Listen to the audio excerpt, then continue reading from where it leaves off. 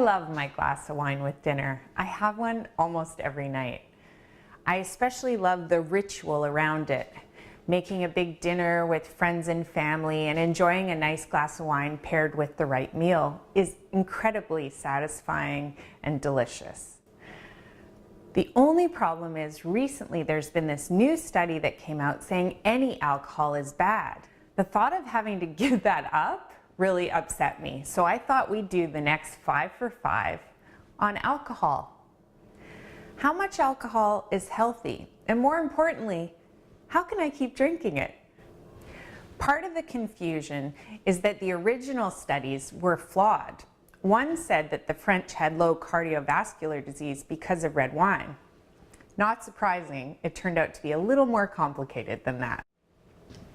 Another study found that light drinkers were healthier than non-drinkers. But the flaw in that study is they didn't ask those people why they weren't drinking. And some of them were probably sick, and that was why they weren't indulging. Those controls are important so that you're getting accurate information. A new study that came out in August tried to control for some of these variables.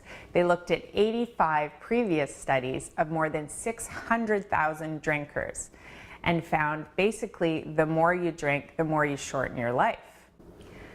But the confusing thing is, this new study had flaws in it as well. It didn't control for socioeconomic groups, which we know is a huge variable in your life expectancy. It also didn't look at exercise and dietary habits, which we also know contributes to your longevity. So as you can see, it's a very confusing amount of scientific research, and who knows what we're supposed to believe.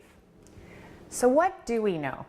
We know that alcohol is a toxin. The World Health Organization categorized it as a carcinogen in 1988. We also know that drinking too much leaves you dehydrated and it'll make your skin look older than you are. If that isn't a reason to slow down on the drinking, I don't know what is. But again, the confusing part is drinking in moderation can also be good for you.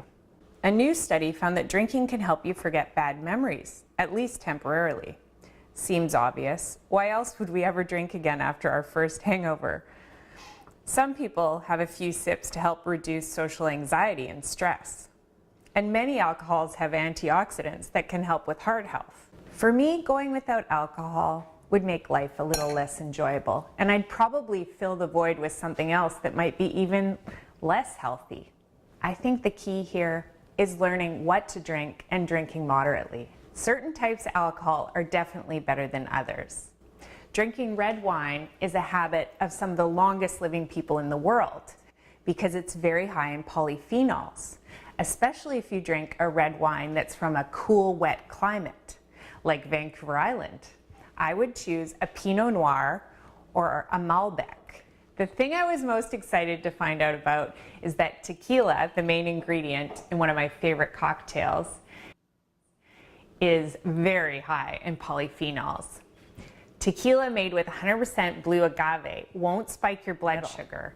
I would suggest skipping the margarita mix, which is full of additives and sugar, and have it on ice with some lime, some fresh salt. It's delicious. The good news is you can have your drink and have a healthy long life too. Cheers to that.